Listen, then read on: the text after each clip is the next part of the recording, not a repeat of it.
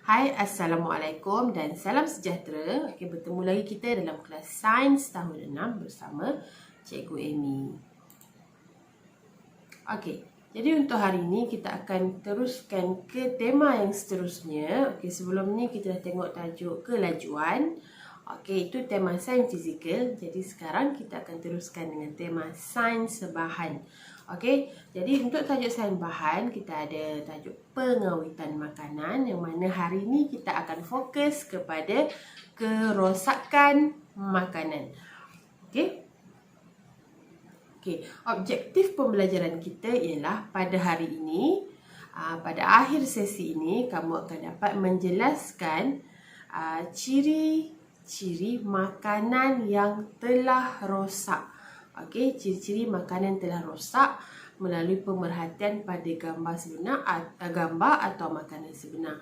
Kemudian menyatakan kerosakan makanan yang disebabkan oleh tindakan mikroorganisma kita. Sekarang ni tengah musim durian kan, dah nak habis dah musim.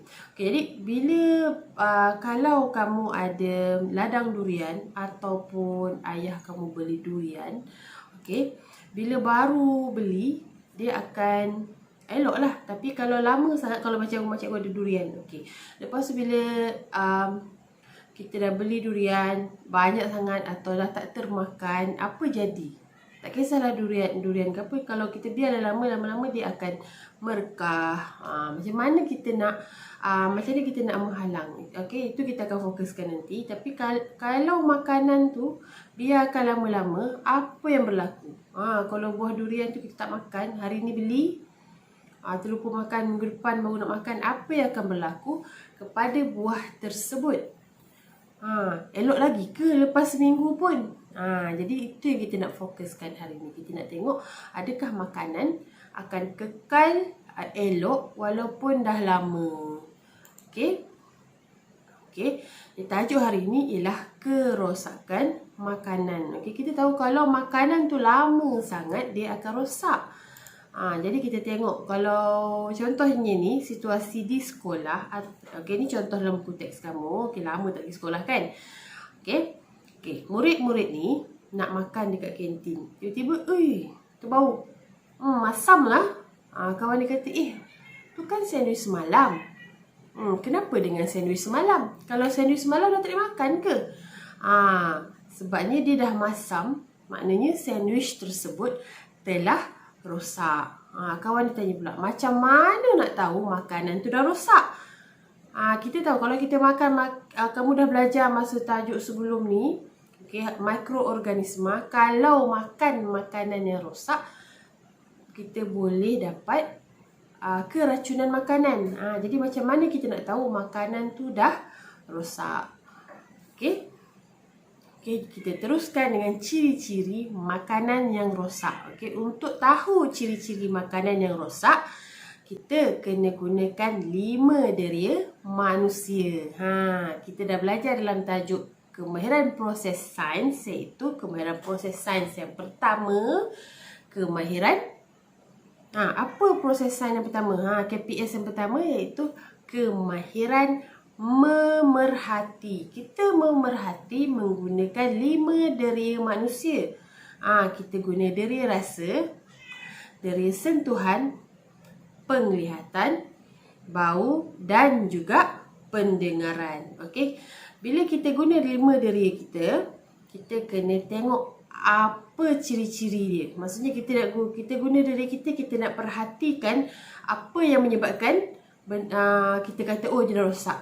Kita guna kita punya deria bau. Kita nampak makanan, kita bau dulu. Bau. Bau dia selalu macam contohnya air ke makanan, selalu bau dia sedap kan. Kalau bau dia dah lain, macam bau masam, bau busuk, itu maksudnya makanan tu dah berubah dia punya bau, jadi dia dah rosak. Kemudian kita tengok sebelum bau, kadang-kadang kita pegang, warnanya dah lain. Kalau roti selalunya warna putih, tiba-tiba ada macam hitam. Itu ialah ciri makanan rosak. Kemudian kita tengok pula, kita pegang.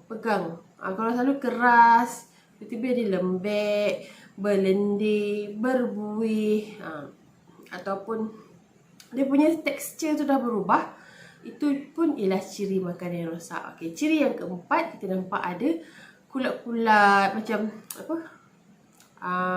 Kulat lah macam tu, tumbuh kulat, tiba-tiba ada macam hitam, kadang ada kulat warna kuning. Dan kemudian rasa tak sedap. Kalau kamu dah bau, tak ada bau, warna dia tak berubah, teksturnya tak berubah, kulat pun tak ada, kita pun terus makan.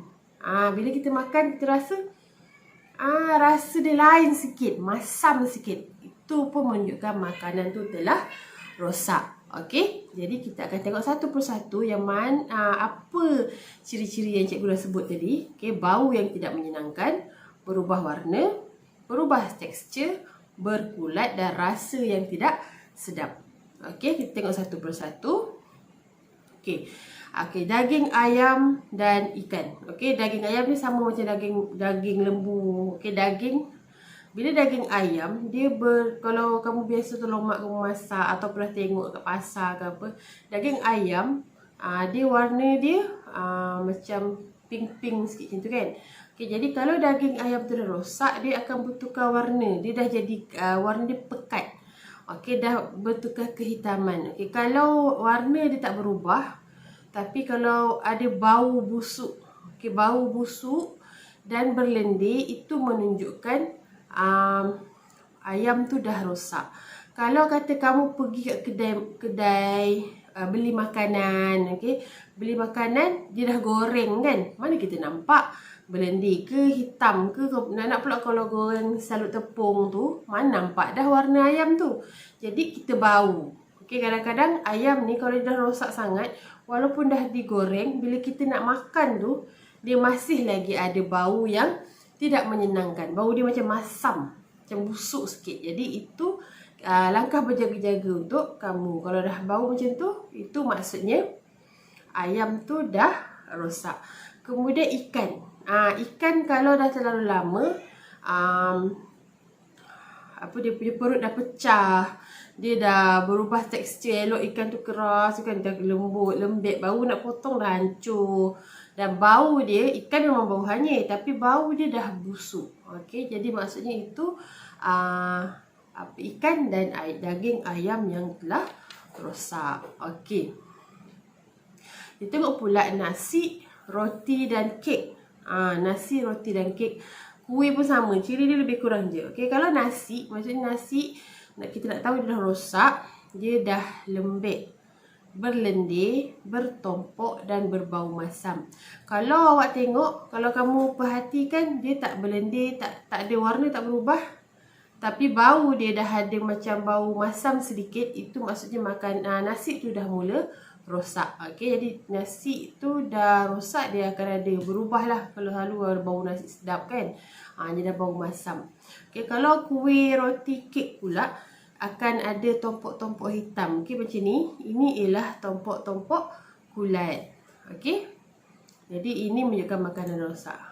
Okey, kita tengok pada makanan seterusnya, sayur-sayuran dan buah-buahan. Okey, buah-buahan yang rosak berubah tekstur, berkulat dan berubah warna. Okey, kalau sayur-sayuran, dia mula-mula dia akan macam layu, kemudian berwarna kekuningan. Kalau biarkan lagi, kalau sawi contohnya, dia akan macam cair. Bila kita pegang dia cair. Okey, kalau macam ni macam kobis, dia akan kehitaman, lama-lama dia akan cair. Okey, buah-buahan pun sama, dia akan berubah tekstur dia, berubah warna dan berkulat. Okey, ini ialah ciri makanan yang dah rosak. Buah-buahan dan sayur-sayuran dah rosak. Okey, macam mana pula dengan susu? Susu warna putih kan? Jadi susu yang rosak berubah tekstur, berbau busuk, masam, rasa masam, berbuih dan berketul-ketul. Okey, susu ni selalunya kalau kita beli susu kotak tu, kita kena goncang dulu. Kemudian kita kena tengok tarikh expired dia. Kalau macam ni contoh ni dekat botol dia, dia kata Mei 26, maksudnya 26 Mei. Kalau tarikh expired dia dah sampai, seeloknya jangan minum. Kemudian kalau belum sampai tarikh expired, Bila kita nak minum, kita tuang atau kita minum, kita kena bau. Tengok ada bau masam tak, bau busuk tak. Okey, bila kita minum, ada tak rasa macam dia dah berketul-ketul macam tu. Okey, itu maksudnya susu tersebut telah rosak. Okey, ni contoh. Susu tu dah berubah dia punya tekstur, dah jadi berketul-ketul, daripada cecair dah menjadi pepejal. Okey, dan yang lain kita boleh guna deria bau dan deria rasa. Okey, ni contoh susu yang telah rosak. Okey, itu kita punya contoh ciri-ciri makanan yang dah rosak. Okey, macam mana makanan ni boleh rosak? Kenapa dia boleh rosak? Apa yang menyebabkan punca kerosakan makanan? Okey, jom kita tengok apa punca kerosakan makanan. Okey, ni contoh situasi. Okey, murid ni dia bersarapan di rumah. Dia makan sandwich. Kemudian dia pergi ke sekolah. Okey, bila pergi ke sekolah, dia tinggalkan makanan tu atas meja. Tinggalkan macam tu je. Okey, kemudian ada mikroorganisma. Dia kata betul baik. Okey, kemudian malamnya dia nak makan balik. Roti tu dah berbau masam. Maksudnya dia dah mula rosak. Okey, jadi makanan ni rosak disebabkan oleh mikroorganisma. Okey, mikroorganisma menyebabkan makanan rosak. Tak kisahlah roti ke apa-apa, semua makanan rosak disebabkan oleh mikroorganisma. Okey.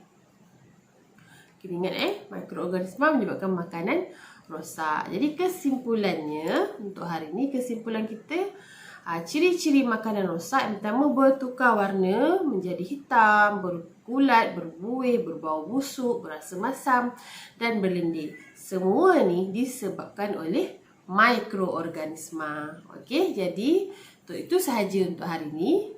Okey, ciri-ciri makanan rosak dan punca makanan jadi rosak. Jadi kita sambung lagi pada minggu pelajaran seterusnya, macam mana nak mengelakkan makanan rosak. Okey, setakat tu je untuk hari ini. Kita jumpa lagi. Bye.